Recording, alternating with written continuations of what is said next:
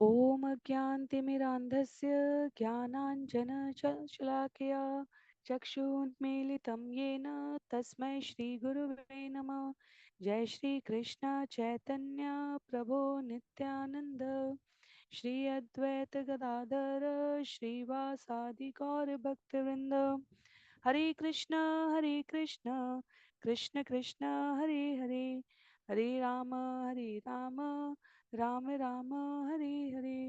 हरे कृष्ण कृष्ण कृष्ण हरे हरे, हरे राम राम राम हरे हरे।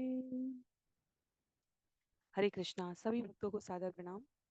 चैतन्य चरितमृत सत्र 66 में सभी भक्तों का स्वागत है। हम सभी यहाँ पर कृष्णदास कविराज गोस्वामी द्वारा लिखित एवं भक्ति वेदांता स्वामी श्रील प्रभुपाद द्वारा तात्पर्य सहित विवेचित चैतन्य चरितमृत मध्य लीला अध्याय 6 के भाग 4 में श्रवण कर रहे हैं। किस प्रकार चैतन्य महाप्रभु के द्वारा सार्वभौम भट्टाचार्य के ऊपर भगवत कृपा हुई है। सार्वभौम भट्टाचार्य प्रकांड विद्वान है। वेद वेदांत दर्शन सूत्र की व्याख्या अनेकानेक शिष्यों को उपदेश पांडित्य मंडली में उनका विशेष सम्मान है। तथापि जब चैतन्य महाप्रभु के समक्ष 7 दिन तक उन्होंने वेदांत सूत्र के दर्शन की व्याख्या की, चैतन्य महाप्रभु ने उनके वाग्जाल के इस अलंकारिक प्रस्तुतिकरण को यह कहकर निरस्त कर दिया कि वेद भगवान के मुख से निकले हुए वचन हैं। श्री भगवान के मुख से निकले इन वचनों का सार ये था कि भगवान हमारे सर्वस्व हैं। यदि जीव सभी व्याकरण की अलंकारिक भाषा के मध्य यह विस्मृत कर जाए कि जीवन के किसी भी कार्य का लक्ष्य उद्देश्य वास्तव में भगवत प्राप्ति करना है, तब ऐसे ज्ञान का आध्यात्म के संबंध में कोई विशेष महत्व नहीं है। तो हम सभी श्रवण कर रहे हैं चलिए संख्या 170 से आगे। परिणामवाद व्यास सूत्रे रसम्मत अचिंत्य शक्ति ईश्वर जगत रूपे परिणत। वेदांत सूत्र का लक्ष्य ये स्थापित करना है कि विराट जगत पूर्ण पुरुषोत्तम भगवान की अचिंत्य शक्ति के रूपांतर से उत्पन्न हुआ है। तो भगवान की शक्तियां मनुष्य की इंद्रियों की अनुभव कर सकने वाली कल्पना से परे हैं। भगवान का दिव्य शरीर भौतिक जगत के समान नश्वर नहीं है, अचिंत्य जो चिंतन के परे जा चुका है। स्वराट भगवान अपनी इच्छा शक्ति से स्वतंत्र हैं और भक्तों के कल्याण के लिए ही केवल अपने आप को यहाँ प्रकट करते हैं। ये विभिन्न प्रकार की बाह्य शक्तियों का प्रदर्शन जीवों को उनके भगवान के संबंध में भ्रमित करने के लिए।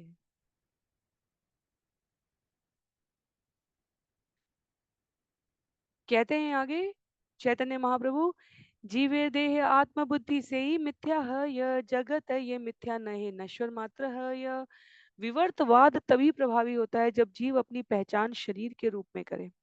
जहां तक विराट जगत का संबंध है इसे मिथ्या नहीं कहा जा सकता। हाँ, यह नश्वर अवश्य है। भगवत गीता में स्पष्ट कहा गया ये शरीर नश्वर है।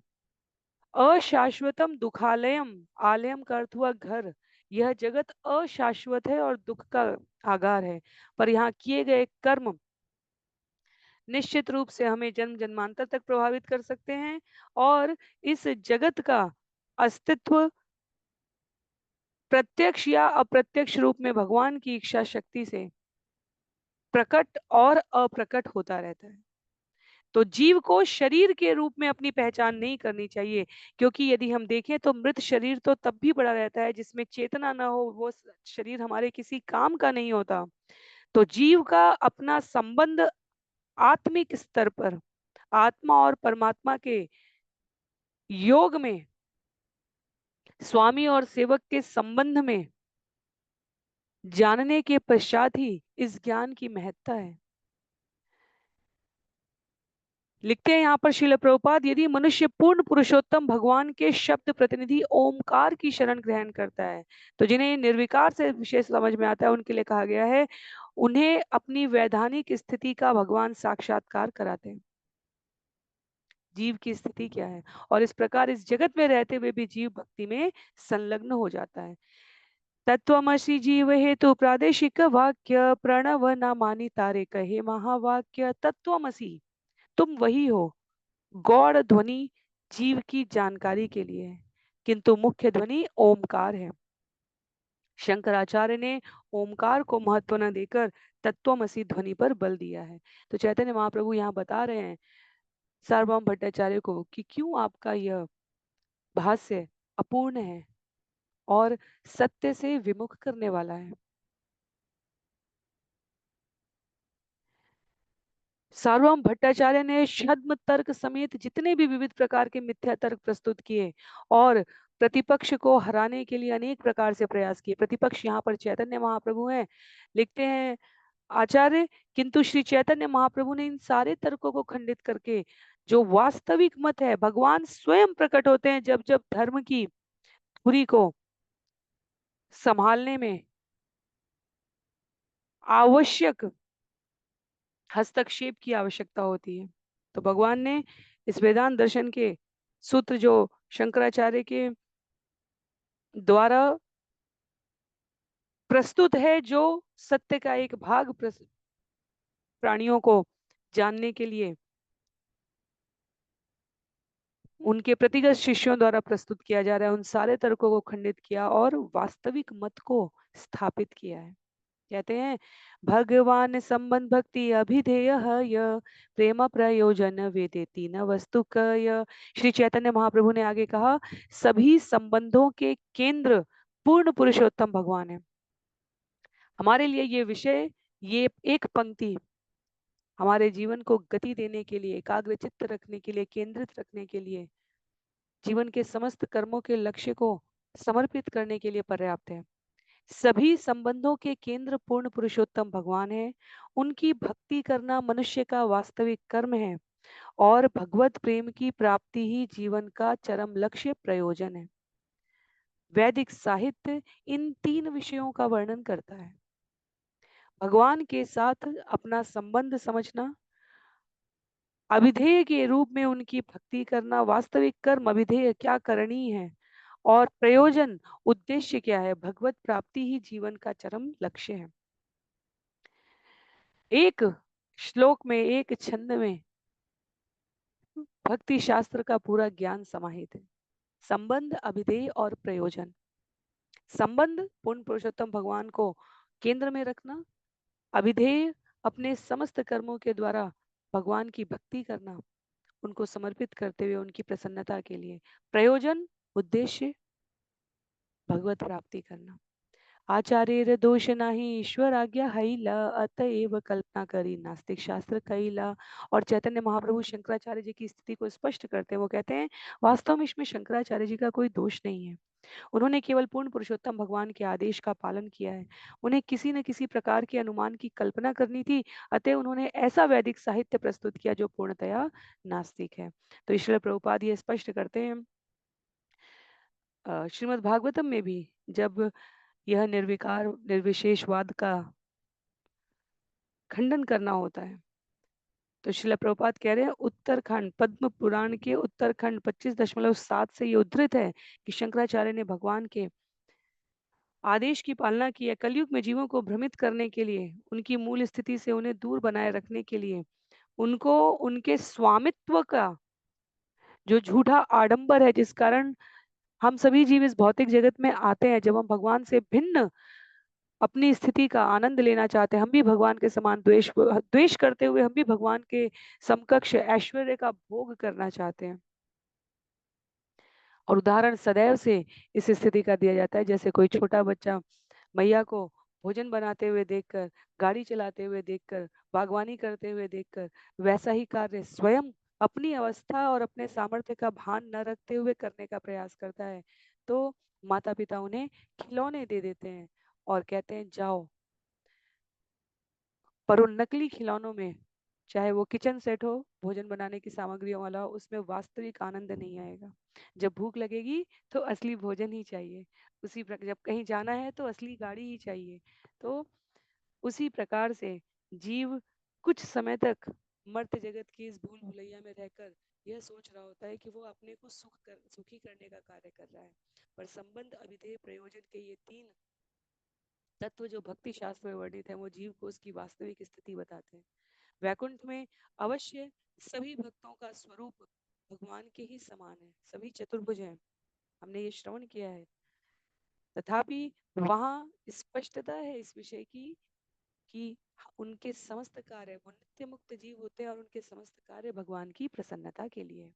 तो जैसे ही चैतन्य महाप्रभु ने यह स्पष्ट किया, शुनि भट्टाचार्य है परम विस्मित, मुखे ना निसरे वाणी हईला स्तंभित। ये सुनकर सार्वभौम भट्टाचार्य अत्यंत आश्चर्यचकित हो गए, वे स्तंभित रह गए और कुछ भी न बोल सके। प्रभु कहे, भट्टाचार्य न कर विस्मय, भगवान भक्ति परम पुरुषार्थ है। भगवान ने कहा कि विस्मय न करें, क्योंकि कृष्ण के गुण दिव्य हैं और उनके कार्यकलाप अद्भुत हैं। भगवान हरि इसीलिए कृष्ण कहलाते हैं, क्योंकि वे दिव्य आकर्षक लक्षणों से युक्त हैं। शुनि भट्टाचार्य कहे, शुन महाशय, ए श्लोकेर अर्थ सुनते वांछा है। आत्माराम श्लोक सुनने के बाद सार्वभौम भट्टाचार्य ने श्री चैतन्य महाप्रभु से आग्रह किया, हे महोदय, कृपया इस श्लोक की व्याख्या कीजिए, मैं इस पर आपकी व्याख्या सुनने के लिए उत्सुक हूँ। प्रभु कहे, तुम की अर्थ कर ताहा आगे सुनी, पाछे हम करी बर्थ ये बा किछु जानी। महाप्रभु ने उत्तर दिया, पहले मुझे अपनी व्याख्या सुनाइए आप।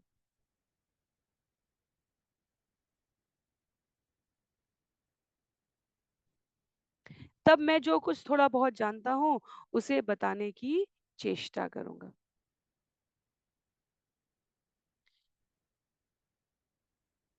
भट्टाचार्य जानी तुम्ही साक्षात बृहस्पति, शास्त्र व्याख्या करीते एछे कारो नहीं शक्ति। श्री चैतन्य महाप्रभु ने कहा, हे भट्टाचार्य, आप तो साक्षात स्वर्ग लोक के पुरोहित बृहस्पति के समान हैं। निसंदेह इस जगत में शास्त्रों की ऐसी व्याख्या करने की शक्ति किसी अन्य में नहीं है।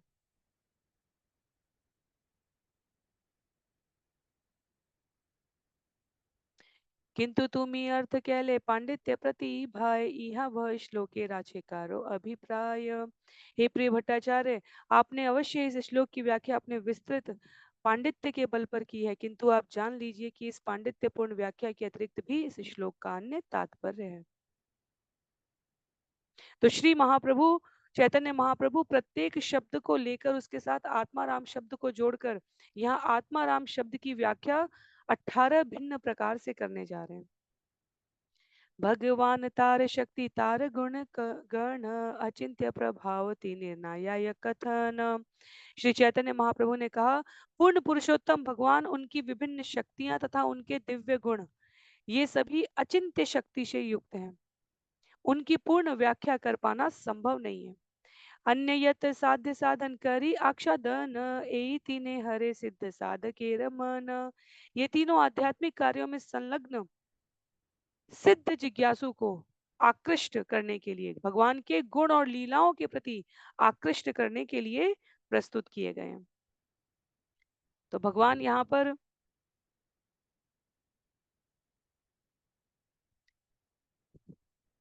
सार्वभौम भट्टाचार्य के जीवन के इस परिवर्तन को प्रस्तुत कर रहे हैं, जिसमें एक बार भगवान के साकार स्वरूप की ओर ध्यान आकृष्ट करने के पश्चात जीव शून्य की ओर, निराकार की ओर, निर्विशेष की ओर, अप्रकट के प्रति ध्यान योग लगाने की ओर कभी आकर्षित ही न होगा। शुनि भट्टाचार्य मने हैला चमत्कार, प्रभु के कृष्ण जानी करे आपन अधिकार। श्री चैतन्य महाप्रभु से आत्माराम श्लोक की व्याख्या सुनकर सार्वभौम भट्टाचार्य चकित रह गए। तब वे समझ गए कि श्री चैतन्य महाप्रभु साक्षात कृष्ण हैं और उन्होंने स्वयं को निम्नलिखित शब्दों से धिक्कारा है। तो अनुभूति हो गई है यहाँ पर। कहते हैं, इहो त साक्षात कृष्ण मुई न जानी, या महा अपराध कैनु गर्वित हैया। देखाई लतारे आगे चतुर्भुज रूप, पाछे श्याम वंशी मुख स्वकीय स्वरूप। तो श्री सार्वभौम भट्टाचार्य स्वयं को धिक्कार रहे हैं। वह कह रहे हैं कि अब तक का उनका सारा ज्ञान महत्वहीन हो गया, वह भगवान के इस साकार स्वरूप से दूर कैसे रह गए। तब भगवान ने उन्हें अपना चतुर्भुज रूप दिखाया है और फिर वे उनके समक्ष कृष्ण के अपने मूल रूप में श्याम वर्ण तथा अधरों पर वंशी धारण किए हुए प्रकट होते हैं। देखी सार्वभौम दंडवत करी पणी, पुनः उठी स्तुति करे दुई कर यूणी। जब सार्वभौम भट्टाचार्य ने चैतन्य महाप्रभु में भगवान कृष्ण का स्वरूप देखा तो वे तुरंत उन्हें दंडवत प्रणाम करने के लिए गिर पड़े। फिर वे खड़े हुए और दोनों हाथ जोड़कर उनकी स्तुति करने लगे।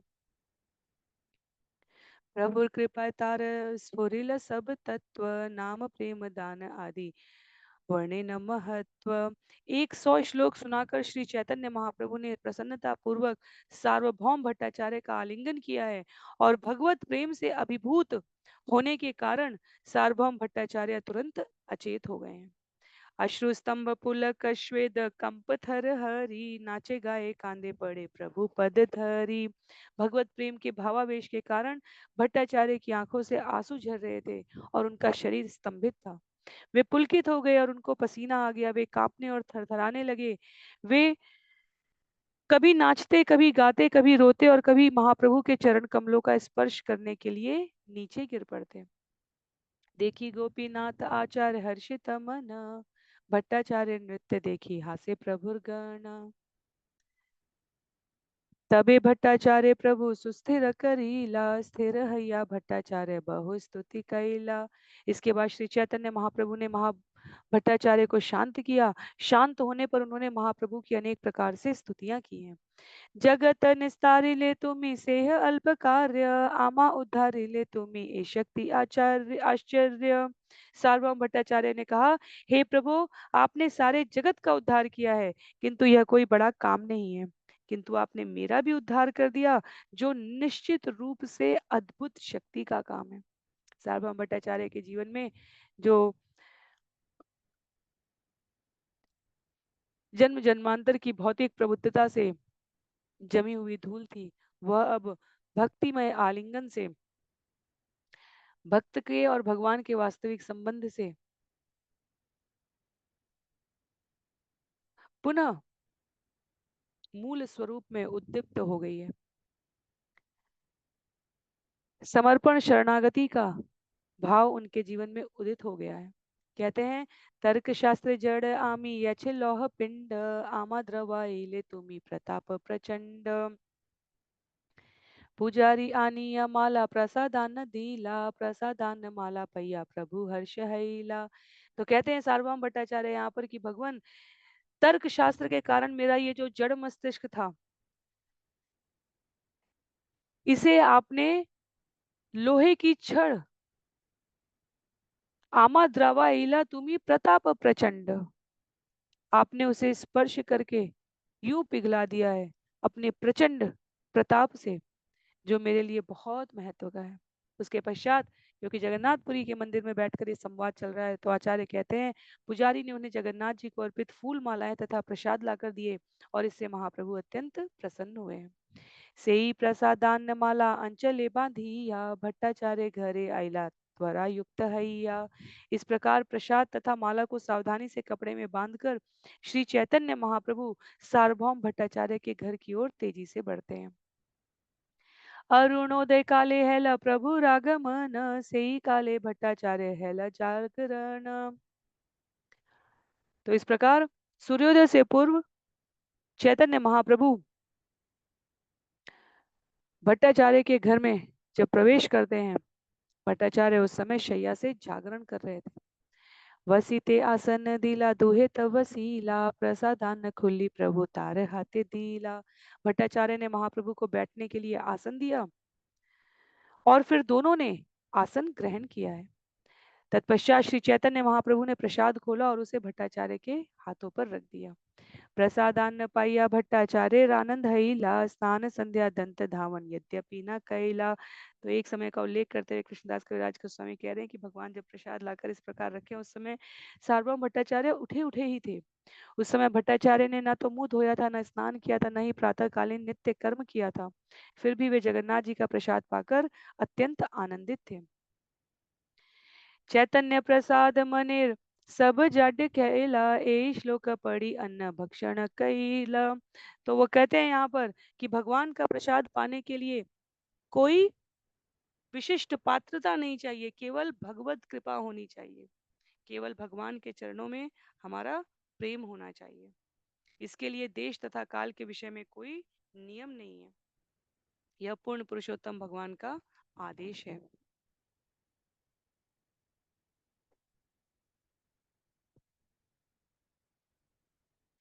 देखी आनंदित हैला महाप्रभुर मन, प्रेमाविष्ट हैया प्रभु कैला आलिंगन। यह देखकर श्री चैतन्य महाप्रभु अत्यंत प्रसन्न हुए। वे भगवत प्रेम में भावाविष्ट हो गए और उन्होंने सार्वभौम भट्टाचार्य का आलिंगन किया है।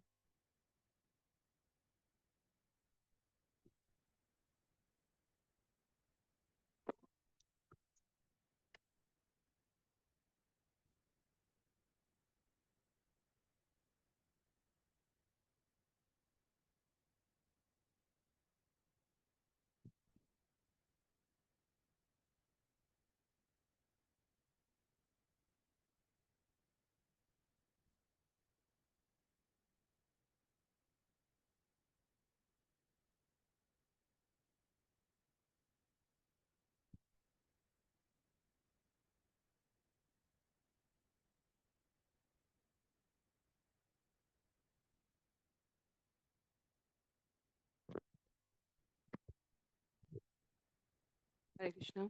दुई जने धरी दुहे करे न नर्तन, प्रभु भृत्य दुहा स्पर्शे दोहर फूले मन।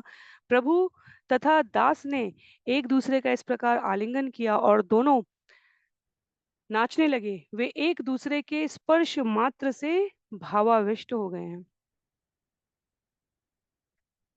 तो छंद संख्या 228 इस बात की आश्वस्ति करता है कि यदि भक्तों की कृपा हो जाए, चैतन्य महाप्रभु के भक्तों नित्यानंद प्रभु, मुकुंद दत्त, गोपीनाथ आचार्य, इन सब ने सार्वभौम भट्टाचार्य के ऊपर ऐसी कृपा करी कि उनके जीवन में मुक्ति पद से भक्ति पद का प्रादुर्भाव हो गया। स्वेद कंप अश्रु दोहे आनंदे भासीला, प्रेमाविष्ट हैया प्रभु कही तेला गीला।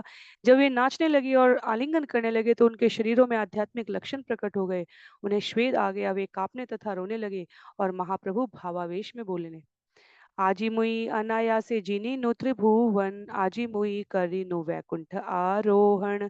श्री चैतन्य महाप्रभु ने कहा, आज मैंने बड़ी आसानी से तीनों लोकों को जीत लिया, आज मुझे वैकुंठ लोक प्राप्त हो गया। तो चैतन्य महाप्रभु यहाँ पर मानव जीवन की सिद्धि का लक्ष्य संक्षेप में वर्णित कर रहे हैं।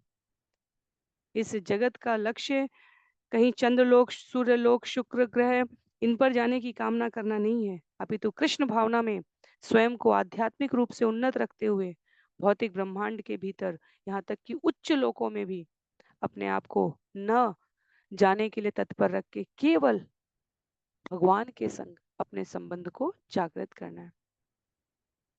आगे कहते हैं, आजी मोरी पूर्ण है सर्व अभिलाष, सार्वभौमिर है महाप्रसादे विश्वास। चैतन्य महाप्रभु ने आगे कहा, मेरी समझ में आज मेरी सारी इच्छाएं पूरी हो गई, क्योंकि मैं देख रहा हूं कि सार्वभौम भट्टाचार्य को जगन्नाथ जी के महाप्रसाद में श्रद्धा उत्पन्न हो गई है। क्योंकि यदि देखा जाए तो प्रकांड विद्वान सार्वभौम भट्टाचार्य बिना दंत मार्जन के भगवान के द्वारा प्रसाद प्रस्तुत किए जाने पर कृष्ण कृष्ण स्फुट कही भट्टाचार्य जागीला, कृष्ण नाम सुनी प्रभु आनंद वाड़ीला। क्या करते हैं? प्रसाद स्वीकार करते हैं कृष्ण कृष्ण का उच्चारण करते हुए। तो कह रहे हैं भगवान यहाँ पर कि निस्संदेह आज आपने निष्कपट होकर श्री कृष्ण के चरण कमलों की शरण ग्रहण कर ली है और श्री कृष्ण भी निष्कपट होकर आज आपके प्रति अत्यंत दयालु हो गए। भगवान के प्रसाद की महिमा अद्भुत बताई गई है। आजी से खंडिल तोमार देहादि बंधन, आजी तुम्हें छिन्न कैले मायार बंधन। हे प्रिय भट्टाचार्य, आज आप देहात्म बुद्धि के भौतिक बंधन से मुक्त हो गए, आपने माया के बंधन को खंड खंड कर दिया है। आज ही कृष्ण प्राप्ति योग्य है ल तोमार मन, वेद धर्म लंगी कह कैले प्रसाद भक्षण। आज आपका मन कृष्ण के चरण कमलों की शरण ग्रहण करने के योग्य हो गया, क्योंकि आपने वैदिक नियमों का उल्लंघन करके भगवत प्रसाद ग्रहण कर लिया है। कहते हैं, ये साम स एष भगवान दययेदनन्तम, सर्वात्मनाश्रित पदो यदि निर्व्यलीकम्, ते दुस्तरामतितरन्ति च देवमायां, नैषां ममाहम इति धी श्रीगाल भक्षे। बहुत सुंदर श्लोक है ये। कह रहे हैं यहाँ पर, येषां स एष भगवान् दययेदनन्तः, सर्वात्मनाश्रितपदो यदि निर्व्यलीकम्, ते दुस्तरामतितरन्ति च देवमायां, नैषां मामामिति धी स्वश्रीकाल भक्षे। जब मनुष्य निष्कपट भाव से पूर्ण पुरुषोत्तम भगवान के चरण कमलों की शरण ग्रहण करता है, तो असीम दयालु भगवान उस पर अपनी अहेतुकी की कृपा दिखलाते हैं। इस तरह वह अज्ञान के दुर्लभ सागर को पार कर सकता है। जिसकी बुद्धि देहात्म बोध में लगी रहती है और जो यह सोचता है कि मैं यह शरीर हूँ, वह कुत्तों तथा सियारों का उपयुक्त भोजन है। परम भगवान ऐसे व्यक्ति पर कभी कृपा नहीं करते। भगवान ने अपनी कृपा करने का तो सरलतम उद्योग, सरलतम सूत्र भक्तों को भगवत गीता में भी प्रदान कर दिया है। सर्वधर्मान परित्यज्य मामेकं शरणं व्रज, अहम त्वाम सर्व पापेभ्यो मोक्षयिष्यामि मा शुच। भगवान ने कहा है, सभी धर्मों को छोड़कर केवल मेरी शरण में आओ और मैं तुम्हें सारे पापों से मुक्त कर दूंगा। तो यह जो भौतिक जगत के संग से अशुद्ध बुद्धि, जिसमें अहंकार, जो कि मिथ्या अहंकार है, हमें संलग्न रखता है, तब तक हम इस सर्वधर्मान परित्यज्य के श्लोक को नहीं समझ पाते। तब तक हमारे जीवन में अनुभूति बनी रहती है कि हम स्वामी हैं, हम भोक्ता हैं। पर जब निष्कपट भाव से पूर्ण पुरुषोत्तम भगवान के चरण कमलों की शरण ग्रहण की जाती है, तो असीम दयालु भगवान अहेतुकी की कृपा करते हैं। हम ये पंक्तियां सदैव श्रवण करते आए हैं और हमें इस पर विश्वास कर कर व्यवहार करना है कि भगवत कृपा के बिना जीव भगवान की शरण में नहीं आ सकता। और इसलिए हमारा प्रयास भगवत कृपा प्राप्त करने का होना चाहिए, और भगवान की कृपा प्राप्त करने के लिए जीवन में भक्तों का संग चाहिए। और भक्तों के संग से, सार्वभौम भट्टाचार्य यहाँ पर भक्तों के संग से इस देहात्म बुद्धि के परे भगवत गीता के भगवान के इन श्री वचनों को, कि जो व्यक्ति वास्तव में ज्ञानवान है, वो अनेक जन्मों के बाद मुझे कारणों का कारण समझकर मेरी शरण में आ जाता है। एतक ही महाप्रभु आइला निज स्थाने, से ही है ते भट्टाचार्य खंडेल अभिमाने। सार्वभौम भट्टाचार्य से ऐसा कहकर श्री चैतन्य महाप्रभु अपने निवास स्थान लौट आए। उस दिन से भट्टाचार्य मुक्त हो गए, क्योंकि उनका मिथ्या अभिमान टूट चुका था। चैतन्य चरण विने नाही जाने आन, भक्ति बिनु शास्त्र रार ना करे व्याख्यान। उस दिन से सार्वभौम भट्टाचार्य ने श्री चैतन्य महाप्रभु के चरण कमलों के अतिरिक्त और कुछ नहीं जाना। उस दिन से वे केवल भक्ति योग के अनुसार शास्त्रों की व्याख्या करने लगे। जीवन परिवर्तित हो गया चैतन्य महाप्रभु के संग में, उनका सानिध्य पाकर सार्वभौम भट्टाचार्य का। अब वह वेदों की जो भी व्याख्या करते, वह भक्ति योग के नियमों के, शास्त्रों के आश्रय में करने लगे। गोपीनाथाचार्य तार वैष्णवता देखिया, हरि हरि बलि नाचे हाथे ताली दिया। सार्वभौम भट्टाचार्य को वैष्णव संप्रदाय में दृढ़ता के साथ अवस्थित हुए देखकर उनके बहनोई गोपीनाथ आचार्य नाचने लगे, ताली बजाने लगे और हरि हरि का उच्चारण करने लगे। आर दिन भट्टाचार्य आइला दर्शने, जगन्नाथ ना देखी आइला प्रभु स्थाने। अगले दिन भट्टाचार्य जगन्नाथ मंदिर गए, किंतु मंदिर पहुंचने के पहले वे चैतन्य महाप्रभु का दर्शन करने के लिए गए। दंडवत करी कैला बहुविध स्तुति, दैन्य करी कहे निज पूर्व दुर्मति। महाप्रभु से मिलने पर भट्टाचार्य ने उन्हें दंडवत प्रणाम किया। विविध प्रकार से उनकी स्तुति करने के बाद उन्होंने अत्यंत दीन भाव से अपनी पूर्व दुर्मति का, खराब बुद्धि का वर्णन किया है। भक्ति साधन श्रेष्ठ सुनीते हेल मन, प्रभु उपदेश कैल नाम संकीर्तन। तो चैतन्य महाप्रभु के समक्ष स्वीकार करते हैं भट्टाचार्य कि भगवान, अब तक का जीवन तो मैंने दुर्मति में व्यतीत कर दिया। उनके इस प्रकार के संभाषण को देखकर चैतन्य महाप्रभु अत्यधिक करुणामय भाव से, स्नेहिल भाव से उनकी ओर देखने लगे। तत्पश्चात भट्टाचार्य ने महाप्रभु से पूछा कि भक्ति की साधना में कौन सा कार्य सर्वाधिक महत्वपूर्ण है। और महाप्रभु ने उत्तर दिया, सबसे महत्वपूर्ण कार्य भगवान का कीर्तन करना है। श्रवणम कीर्तनम विष्णु स्मरणम पाद सेवनम अर्चनम वंदनम दास्यम सख्यम आत्मनिवेदनम। भगवान की महिमा का श्रवण, कीर्तन, स्मरण, भगवान के चरण कमलों की सेवा, मंदिर में पूजा करना, स्तुति करना, भगवान का दास बनना, भगवान का सखा बनना तथा भगवान के चरण कमलों में पूर्णतया आत्मसमर्पण कर देना, सर्वात्म निवेदना। भक्ति की ये 9 विधियां बताई हैं। तो जब सर्वाधिक महत्वपूर्ण विधि पूछी है सार्वभौम भट्टाचार्य ने यहाँ पर, तो चैतन्य महाप्रभु अपने मुख से कहते हैं, पवित्र नाम का कीर्तन, हरे कृष्ण कृष्ण कृष्ण हरे हरे, हरे राम राम राम हरे हरे।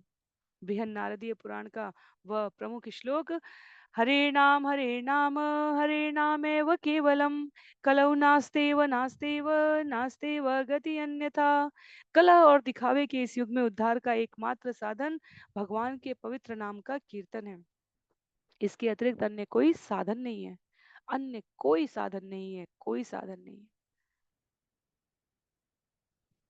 श्रील प्रभुपाद कहते हैं, कलयुग में हरे कृष्ण के कीर्तन की भी बहुत आवश्यकता है।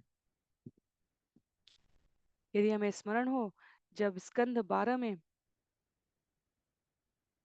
कलयुग के दोषों का वर्णन है, तब कहा गया है, कले दोष निधि राजन अस्ति हे के महान गुण, कीर्तनादेव कृष्णस्य मुक्त संग परम व्रजेत, कृते यद्यायतो विष्णु त्रेतायां यजतो मखे, द्वापरे परिचर्यायां कलो तद्धरि कीर्तनात्।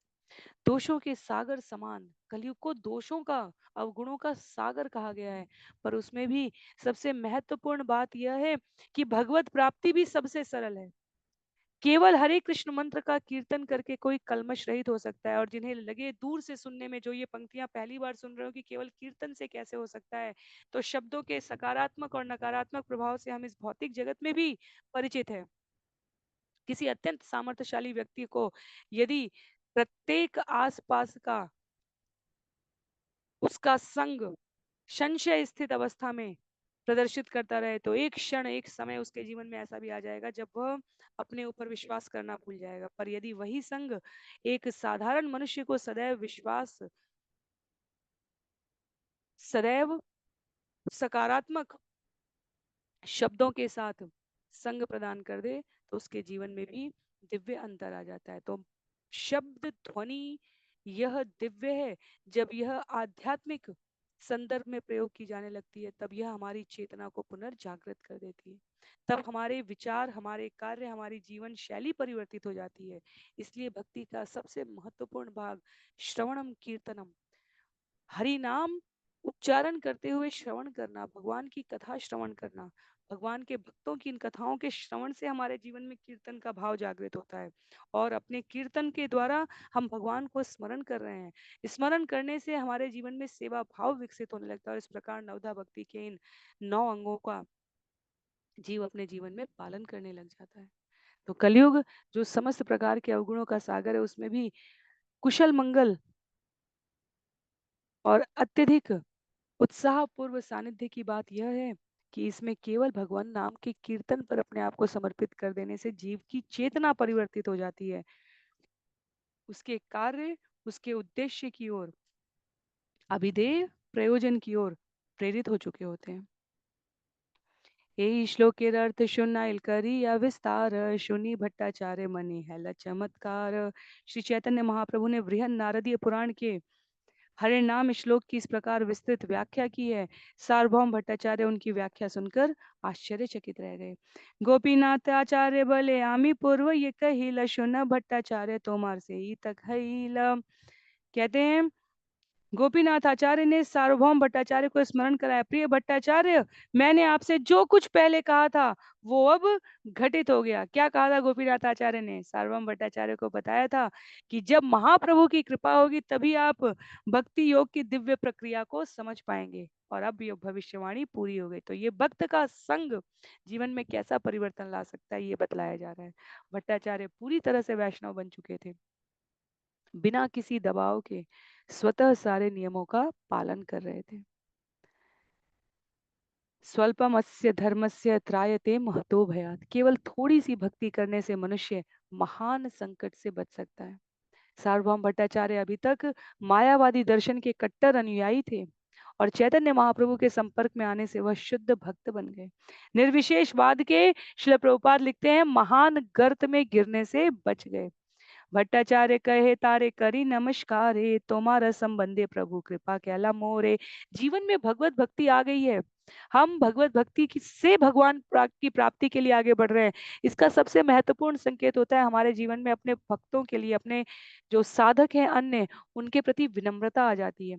कहाँ तक सार्वभौम भट्टाचार्य और गोपीनाथ आचार्य का संवाद हमने इसी अध्याय में श्रवण किया। सार्वभौम भट्टाचार्य गोपीनाथ आचार्य को कहते हैं सावधानी से कहिएगा। और अब क्या कह रहे हैं? गोपीनाथ आचार्य को नमस्कार करते हुए भट्टाचार्य कहते हैं, मैं आपका संबंधी हूँ और आप मेरे भक्त हैं और आप भक्त हैं, अतएव आपकी कृपा से महाप्रभु ने मुझ पर कृपा की है। भगवत कृपा में भक्त का हाथ दिखने लगा। तुम्ही महाभागवत आमी तर्क अंधे, प्रभु कृपा कैलम मोरे तुम्हारे संबंधे। आप महाभागवत उच्च कोटि के भक्त हैं और मैं तर्क शास्त्र के अंधकार में पड़ा हुआ व्यक्ति हूँ, किंतु भगवान के साथ आपका संबंध होने के कारण भगवान ने मुझे अपना आशीर्वाद प्रदान किया। विनय शुनि तुष्टय प्रभु कैला आलिंगन, कहिला या करह ईश्वर दर्शन। श्री चैतन्य महाप्रभु सार्वभौम भट्टाचार्य के इस विनीत वचन से अत्यंत प्रसन्न हुए। उन्होंने भट्टाचार्य का आलिंगन करके उनसे कहा, अब आप मंदिर में भगवान जगन्नाथ का दर्शन करने जाएं। जगदानंद दामोदर दुई संगे लैया, घरे आइला भट्टाचार्य जगन्नाथ देखिया। भगवान जगन्नाथ के मंदिर दर्शन करने के बाद सार्वभौम भट्टाचार्य जगदानंद तथा दामोदर के साथ घर लौट आए। उत्तम उत्तम प्रसाद बहुत अनिला, निज विप्रहाते दुई जना संगे दीला। भट्टाचार्य अपने साथ भगवान जगन्नाथ का बहुत सा सर्वोत्तम प्रसाद ले आए थे। उन्होंने यह सारा प्रसाद अपने ब्राह्मण सेवक तथा जगदानंद और दामोदर को दे दिया। निज कृत दुई श्लोक लिखिया, ताल पाते प्रभु के दीह बलि दिल जगदानंद हाथे। तब सार्वभौम भट्टाचार्य ने ताड़पत्र पर 2 श्लोकों की रचना की और वह ताड़पत्र जगदानंद प्रभु को देते हुए उनसे प्रार्थना की कि वे उसे श्रील चैतन्य महाप्रभु को दे दें। प्रभु स्थाने आइला दुहे प्रसाद पत्री लैया, मुकुंद दत्त पत्री नील तार हाथे पैया। तब जगदानंद तथा दामोदर प्रसाद तथा वह लिखा हुआ ताड़पत्र लेकर श्री चैतन्य महाप्रभु के पास लौट आए, किंतु मुकुंद दत्त ने वह ताड़पत्र महाप्रभु को दिए जाने के पूर्व ही जगदानंद के हाथ से ले लिया। दुई श्लोक बाहिर भीते लिखी कीला, तबे जगदानंद पत्री प्रभु के लैया दिया। तब मुकुंद दत्त ने कमरे की बाहरी दीवार पर दोनों श्लोकों को लिख दिया।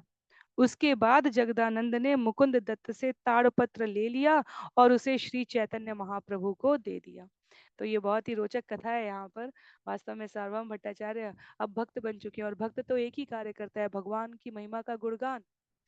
तो सार्वभौम भट्टाचार्य ने जब जगदानंद के हाथों, दामोदर और जगदानंद के हाथों प्रसाद भिजवाया तो उन्होंने एक पत्र, ताम्र पत्र पर दोनों तरफ लिखकर 2 श्लोक दिए हैं और जगदानंद भगवान को दे उससे पहले मुकुंद दत्त ने उसको लेकर कक्ष की बाहरी दीवार पर, भित्ति पर लिख दिया। क्यों लिख दिया? क्योंकि प्रभु श्लोक पढ़ी पत्र छिंडी या फिर लीला, भित्ते देखी भक्त सब श्लोक कंठे कैला। श्री चैतन्य महाप्रभु ने दोनों श्लोकों को पढ़ने के बाद ताड़पत्र को तुरंत फाड़ डाला, किंतु सारे भक्तों ने बाहरी दीवार पर इन दोनों श्लोकों को पढ़ा और उन्हें कंठस्थ कर लिया। और ये श्लोक क्या थे? वैराग्य विद्या निज भक्ति योग शिक्षार्थमेक पुरुष पुराण श्री कृष्ण चैतन्य शरीरधारी कृपाम्बुधिर्यस्तमहं प्रपद्ये। मैं उन पूर्ण पुरुषोत्तम भगवान श्री कृष्ण की शरण ग्रहण करता हूँ जो हमें वास्तविक ज्ञान, अपनी भक्ति तथा कृष्ण भावनामृत के विकास में बाधक वस्तुओं से विरक्ति सिखलाने के लिए श्री चैतन्य महाप्रभु के रूप में अवतरित हुए हैं। वे दिव्य कृपा के सिंधु होने के कारण अवतरित हुए हैं और मैं उनके चरण कमलों की शरण ग्रहण करता हूँ। तो कवि कर्पूर के द्वारा जो चैतन्य चंद्रोदय नाटक लिखा गया है उसमें इन दोनों श्लोकों को संकलित किया गया है। यहाँ प्रमाणित रूप से पृथ्वी पर उपस्थित प्रथम पंक्ति के विद्वानों में कहे जाने वाले सार्वभौम भट्टाचार्य श्री चैतन्य महाप्रभु को भगवान श्री कृष्ण के भक्त अवतार के रूप में स्वीकार करते हैं। अगला श्लोक है काला नष्टम भक्ति योगम निजम य प्रादुष्कर्तुं कृष्ण चैतन्य नामा आविर्भूतस्तस्य पादारविन्दे गाढ़ं गाढ़ं लीयलतां चित्तभंग। मधुकर के समान मेरी चेतना उन पूर्ण पुरुषोत्तम भगवान के चरण कमलों की शरण ग्रहण करे जो अब श्री कृष्ण चैतन्य महाप्रभु के रूप में अपने प्रति प्राचीन भक्ति योग की शिक्षा देने के लिए प्रकट हुए हैं। वह भक्ति योग समय के प्रभाव से लुप्त हो गया था और अब चैतन्य महाप्रभु के आश्रय में पुनः प्रज्वलित हो रहा है। भगवान ने कहा है जब जब धर्म की हानि होगी मैं उपस्थित होऊंगा। सार्वभौम भट्टाचार्य भगवान के उसी प्रण को स्मरण करके यहाँ अब उनके चैतन्य महाप्रभु के स्वरूप का उद्देश्य उद्घाटित कर रहे हैं। आदि लीला में अध्याय 3-4 में हमने भगवान के बाह्य कारणों को और प्रकट कारणों को, गुह्य कारणों को श्रवण किया है। तो कहते हैं ए दो श्लोके भक्त कंठे रत्नहार सार्वभौम कीर्ति घोषे ढक्का वाद्यकार।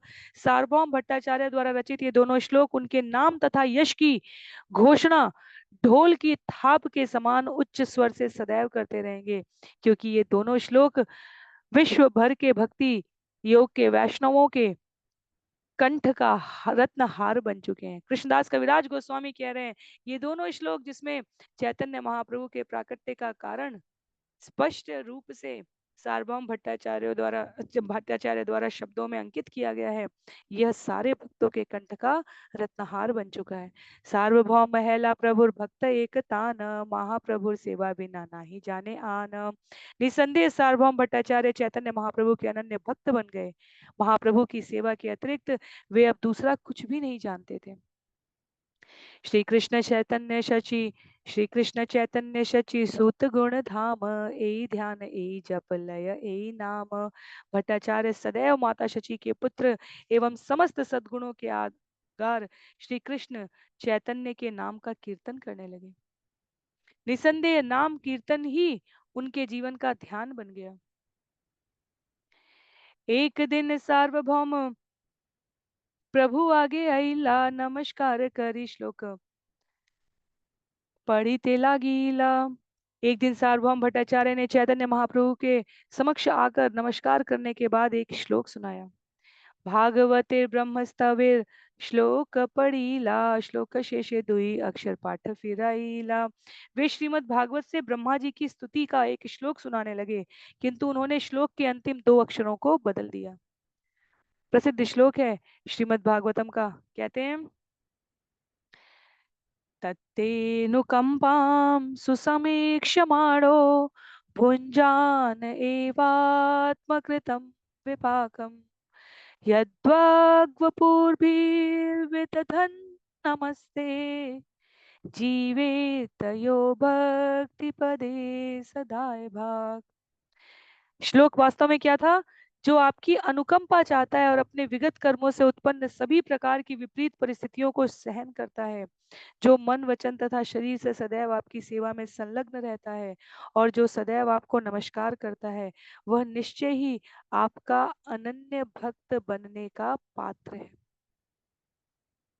तो यहाँ पर मुक्ति को भक्ति में परिवर्तित किया है। जीवेत यो भक्ति पदी सदाय भाग। सार्वभौम भट्टाचार्य ने स्कंद 10 अध्याय 14 श्लोक संख्या 8 का ये श्लोक मुक्ति पदे को बदलकर भक्ति पदे कर दिया।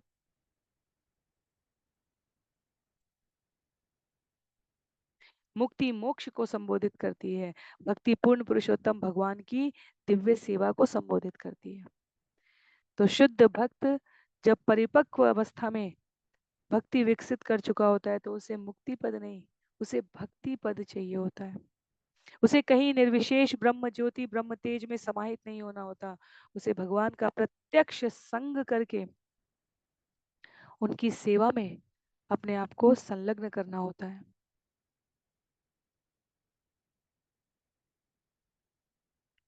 आगे उल्लेख करते हैं कृष्णदास कविराज गोस्वामी, प्रभु कहे मुक्ति पदे इहा पाठ है, यह भक्ति पदे के न पढ़ की तो महाराशय।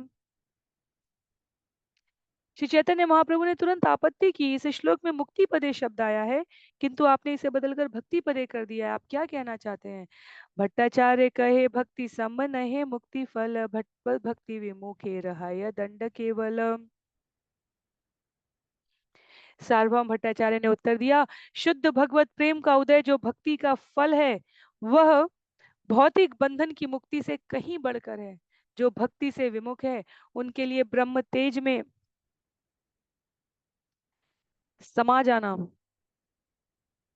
एक प्रकार का दंड है। तो जो भी, इसीलिए वैदिक कर्मकांड की भाषा में जो 4 पुरुषार्थ कहे गए हैं, धर्म अर्थ काम और मोक्ष, मोक्ष को भक्त वास्तव में एक प्रकार का दंड समझते हैं। ब्रह्मांड पुराण का ये श्लोक हमें स्पष्टता देता है मुक्ति और भक्ति के संदर्भ में। कहा गया है, सिद्ध लोकस्तु तम स पारे यत्र वसंती सिद्धा ब्रह्म सुखे मग्ना दैत्याश्च हरिणा हता। सिद्ध लोक में 2 प्रकार के जीव रहते हैं, एक वे जो पूर्व जन्मों में असुर होने के कारण पूर्ण पुरुषोत्तम भगवान द्वारा मारे जाते हैं, तथा दूसरे वे जो भगवान के निर्विशेष तेज का भोग करना चाहते हैं। इसलिए भक्तगण निर्विशेष ब्रह्म तेज में समाने को एक प्रकार का दंड कह रहे हैं। सार्वभौम भट्टाचार्य यहाँ उसे स्पष्ट करते हैं।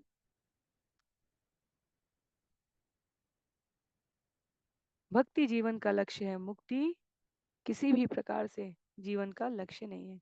कृष्णेर विग्रह ये सत्य नहीं माने, ये निंदा युद्धाधिक करे तारसने, से दुर्दंड है ब्रह्म सायुज्य मुक्ति, तार मुक्ति फल नहे यही करे भक्ति। भट्टाचार्य ने आगे कहा, भगवान श्री कृष्ण के दिव्य रूप को न मानने वाले निर्विशेषवादी तथा भगवान की निंदा करने और उनसे सदैव युद्ध करने वाले असुर ब्रह्म ज्योति में समाकर दंडित हो जाते हैं, किंतु जो व्यक्ति भगवान की भक्तिमय सेवा में लगा रहता है उसके साथ ऐसा नहीं होता। तो ये महत्व की बात है, भगवान के शत्रुओं को भी मुक्ति प्राप्त हुई है। इसलिए कहते हैं भट्टाचार्य यहाँ पर कि जो भगवान के दिव्य रूप को नहीं मानते हैं, उनकी निंदा करते हैं, उनसे युद्ध करते हैं, वो भी ब्रह्म ज्योति में आकर समा जाते हैं।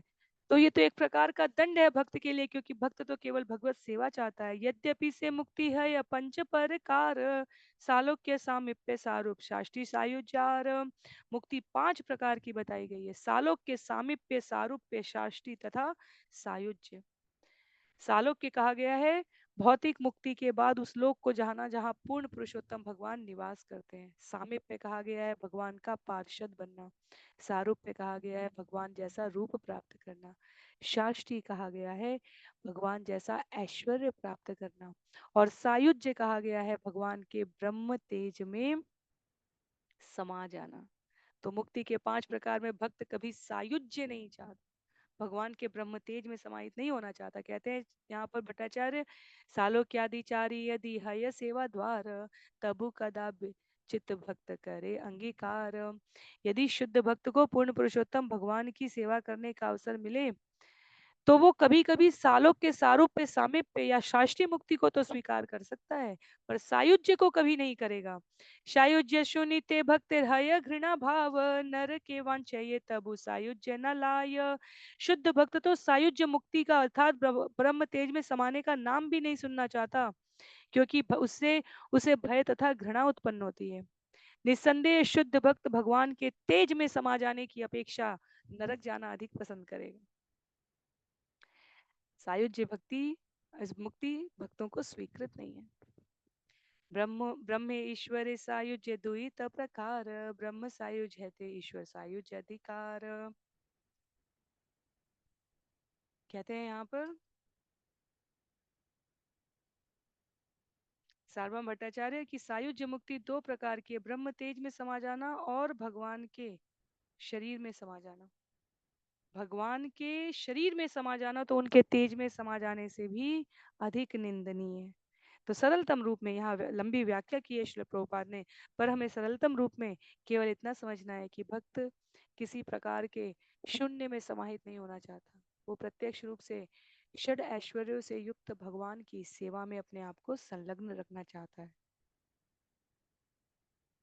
तो ये पूरी व्याख्या यहाँ पर श्रील प्रभुपाद करते हैं। आगे लिखा है सालोक्य शास्त्री साम्य, सालोक्य शास्त्री सामीप्य सारूप्यकत्वमप्युत दीयमानं न गृह्णन्ति विना मत्सेवनं जना। सार्वभौम भट्टाचार्य ने अंत में कहा, समस्त प्रकार की मुक्तियां प्रदान किए जाने पर भी शुद्ध भक्त उन्हें स्वीकार नहीं करता, वह भगवान की सेवा में लगे रहने से ही संतुष्ट रहता है।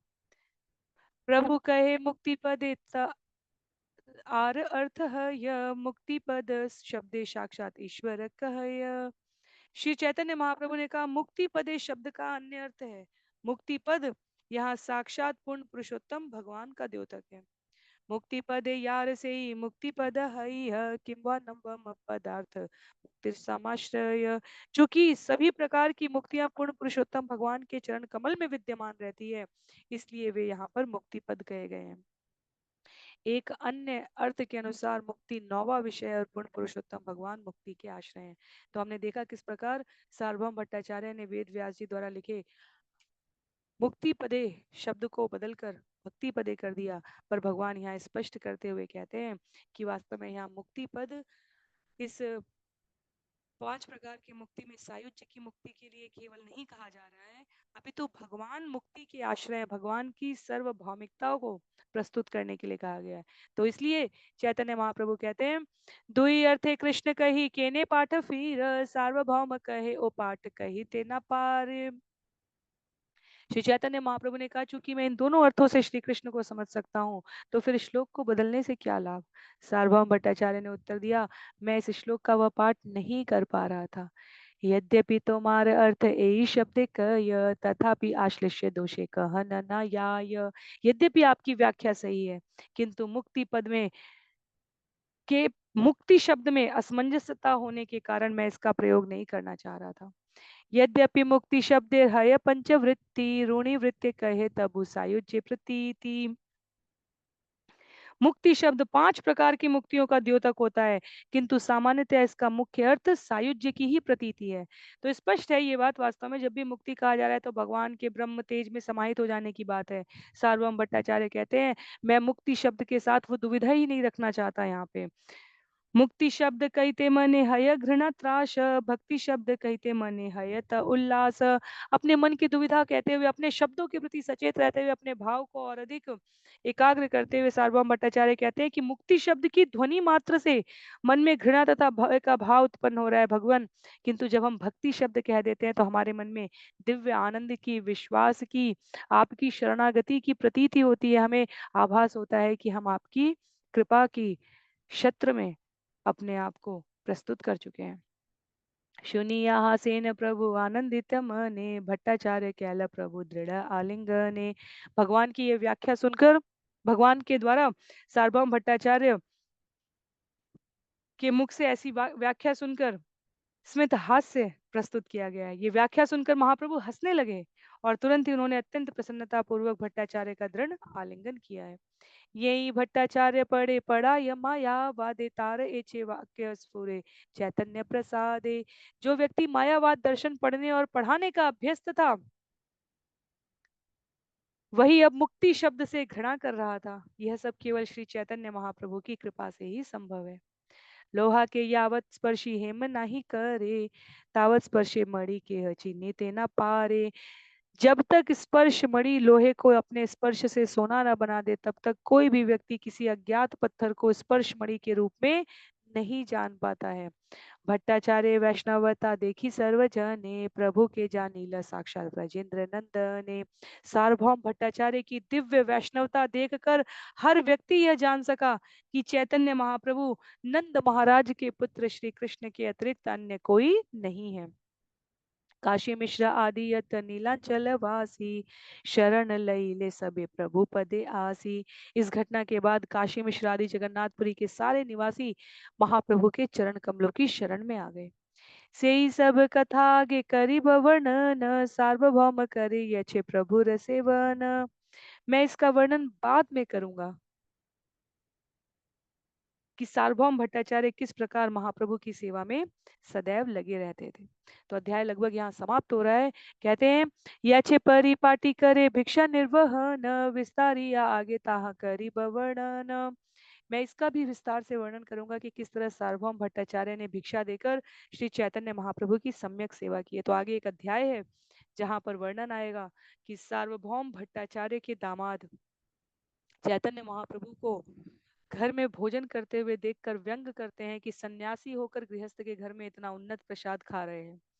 और भगवान की भक्ति के प्रति कैसी दृढ़ता आ चुकी है सार्वभौम भट्टाचार्य और उनके पत्नी में, कि अपने दामाद को इस प्रकार चैतन्य महाप्रभु के प्रति अपशब्द कहते देखकर माता कहती है कि मेरी पुत्री वैधव्य को प्राप्त कर ले तो मुझे चिंता नहीं, लेकिन उसने भगवान को इस प्रकार उसके पति ने कह दिया, इस कष्ट से मैं जीवित कैसे रह सकती हूँ। इतना दुखी अनुभूत करते हैं। तो भक्ति का यह स्तर आ चुका है सार्वभौम भट्टाचार्य के जीवन में। मुक्ति से भक्ति का यह परिवर्तन केवल भक्तों की कृपा से, भगवान नाम से कोई जीव सहजता से प्राप्त कर सकता है। यह महाप्रभु लीला सार्वभौम मिलन, यहाँ यही श्रद्धा करी कर ये श्रवण। ज्ञान कर्म पाशे है हय विमोचन, अचिरे मिलये तारे चैतन्य चरण। यदि कोई व्यक्ति श्रद्धा तथा प्रेम पूर्वक सार्वभौम भट्टाचार्य तथा चैतन्य महाप्रभु के मिलन से संबंधित इन लीलाओं को सुनता है, तो वह तुरंत ही मानसिक तर्क वितर्क तथा सकाम कर्म के बंधन से मुक्त हो जाता है और श्री चैतन्य महाप्रभु के चरण कमलों की शरण प्राप्त करता है। अंतिम छंद के रूप में कह रहे हैं यहाँ पर इस अध्याय के कृष्णदास कविराज गोस्वामी, श्री रूप रघुनाथ पदे यार आश, चैतन्य चरितामृत कहे कृष्णदास। मैं कृष्णदास श्री रूप तथा श्री रघुनाथ के चरणों के चरण कमलों की वंदना करते हुए तथा सदैव उनकी कृपा की कामना करते हुए उनके चरण चिन्हों पर चलकर इस चैतन्य चरितामृत का वर्णन कर रहा हूँ। इस प्रकार श्रीमद् भागवत श्री चैतन्य चरितामृत मध्य लीला के छठे अध्याय का भक्ति वेदांत तात्पर्य पूर्ण हुआ है, जिसमें सार्वभौम भट्टाचार्य की मुक्ति का वर्णन हुआ। तो हमने आज के सत्र में देखा कि कुछ छंदों का बीच में यहाँ स्क्रीन पर प्रस्तुतिकरण नहीं किया जा सका, क्योंकि पुस्तक में वो अध्याय यहाँ स्क्रीन पर दिखाई जा रही पुस्तक में वो पृष्ठ संख्या नहीं थी। तो मेरा अनुरोध रहेगा कि आज के सत्र के लिए यदि आपके पास पुस्तक है तो आप पुस्तक का प्रयोग करें, क्योंकि बीच में उठकर मुझे पुस्तक लानी रही। कई छंद यहाँ पर उपलब्ध नहीं थे, तो कई बार ये त्रुटि हो जाती है। इसके लिए सभी से क्षमा प्रार्थना है। प्रत्येक अगले पृष्ठ का अंतिम कुछ छंदों में हमने देखा यहाँ पर डिस्प्ले इसलिए नहीं किया जा सका। इस अध्याय की समाप्ति के साथ आज का सत्र यहीं पर समाप्त करते हैं। कृष्णदास कविराज गोस्वामी जी की जय, श्रील प्रभुपाद की जय, श्रील गुरुदेव की जय, चैतन्य चरितामृत की जय, अनंत कोटि वैष्णव वृंद की जय। हरे कृष्ण।